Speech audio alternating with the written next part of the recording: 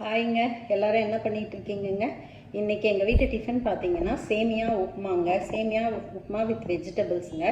இதை மலபார் சேவைன்னு சொல்லுவாங்கன்னு நினைக்கிறேங்க. எனக்கு சரியாக தெரியல. தெரிஞ்சவங்க கமெண்ட்டில் சொல்லுங்கள். நான் செஞ்சதை பார்த்துட்டு இதை நான் நார்மலாக வெஜிடபிள்ஸ் போடாமல் செய்வேங்க. இன்றைக்கி நான் வெஜிடபிள்ஸ் போட்டு பண்ணியிருக்கேன்.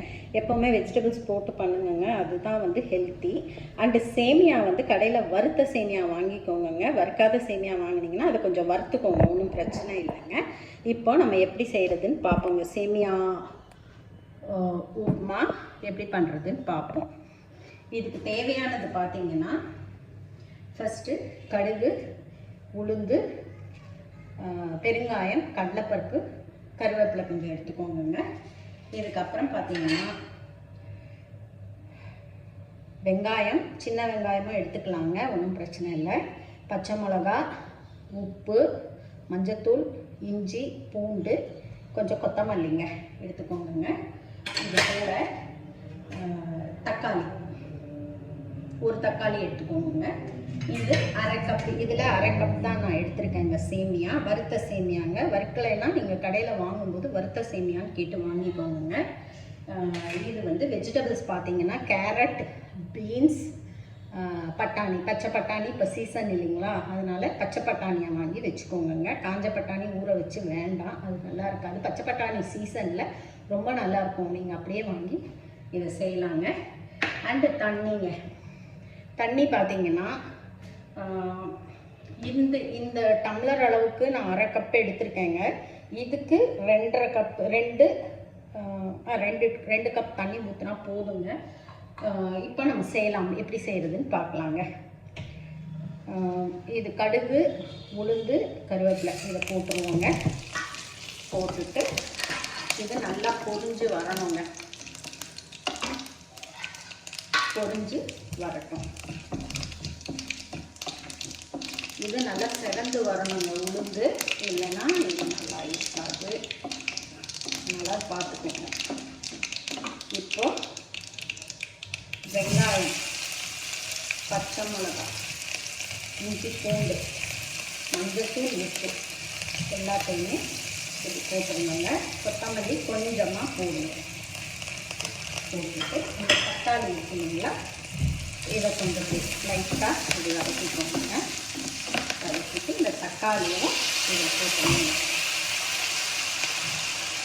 தக்காளியும் போட்டுங்கன்னா நல்லா வதக்கிடுங்க. தக்காளி போட்டு இது நல்லா வதக்கிடுங்க. இது வதங்கணும், கொஞ்சம் நல்லா வதங்கினாதான் நீங்கள் மூடி வச்சுருங்க. மூடி வச்சு கொஞ்சம் நேரம் இப்படி சிம்மில் வச்சிட்டிங்கன்னா இது கொஞ்சம் சீக்கிரமாக வதங்குங்க. இது கூட இப்போ என்ன பண்ணுங்க, கொஞ்சம் கேரட், பீன்ஸ், பச்சை பட்டாணி இது மூணையுமே இப்படி போட்டுக்கோங்க. போட்டுட்டு நல்லா இப்படி வதக்கிக்கணுங்க.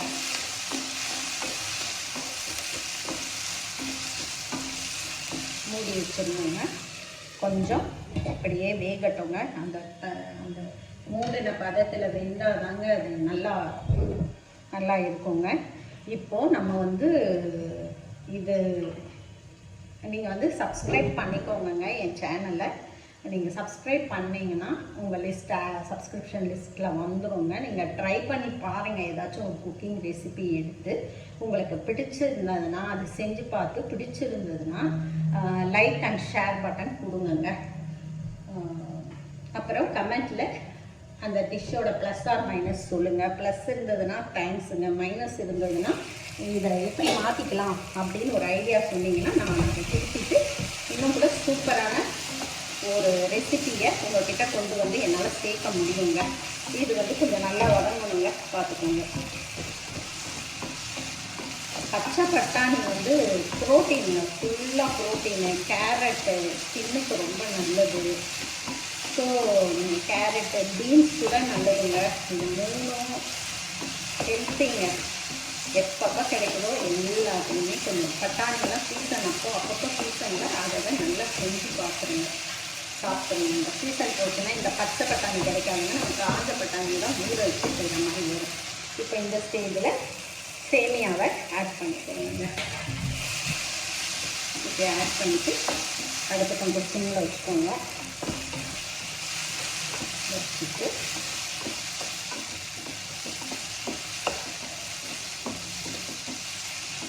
நல்லா வதக்கணுங்க. வதக்கிட்டு இந்த தண்ணி ஊற்றிங்களா இதை கொஞ்சமாக ஊற்றுங்க. கொஞ்சம் கொதி வந்த பிறகு நல்லா வச்சுக்கோங்க. கொஞ்சம் சேரணுங்க ஒன்றுக்குள்ள. இந்த ஸ்டேஜில் மிச்சம் இருக்கிற கொத்தமல்லியையும் போட்டுருங்க.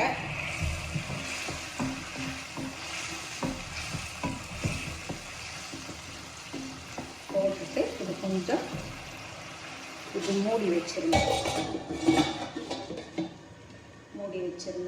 இது கொஞ்சம் கொதிக்கட்டும். கொஞ்சம் கொதிச்சிருச்சு இல்லைங்களா? இப்போ இந்த ஸ்டேஜில் முடிச்ச இந்த தண்ணியவும் இதெல்லாம் ஊற்றிடுங்க. ஊற்றிட்டு இதையே மூடி வச்சு இப்படியே வேக வைக்கலாங்க. வேக வச்சோம் நம்ம வந்து எடுத்துக்கலாம். இல்லை நீங்கள் குக்கரில், நான் குக்கரில் வச்சுருவேங்க. இதை குக்கரில் வேக வச்சு ஒரே ஒரு விசில், கொஞ்சம் நேரங்க, ஒரு விசில் வச்சு விசில் வந்த உடனே ஒரு 2 விசில் கூட வச்சுக்கோங்க. 2 விசில் வச்சுட்டு ஒரு 2 நிமிஷம் வச்சுட்டு ஆஃப் பண்ணிட்டீங்கன்னா உங்களுக்கு வந்து ஒரு வெஜிடபிள் வித் சேமியா உப்புமா. இது கூட நான் தேங்காய் சட்னி வச்சு பண்ணியிருக்கிறேங்க. நீங்களும் செஞ்சு பாருங்கள். நான் ஏற்கனவே செஞ்சதுங்க. இது மாதிரி வருங்க. இதை நீங்கள் செஞ்சு பார்த்துட்டு இந்த வித் தேங்காய் சட்னி காம்பினேஷன் ரொம்ப நல்லா இருக்குங்க. நீங்கள் இதை செஞ்சு சாப்பிட்டு பார்த்துட்டு எப்படி இருக்குன்னு எனக்கு கமெண்ட் செக்ஷனில் சொல்லுங்கள். கண்டிப்பாக செஞ்சு பாருங்கள், சாப்பிட்டு பாருங்கள்.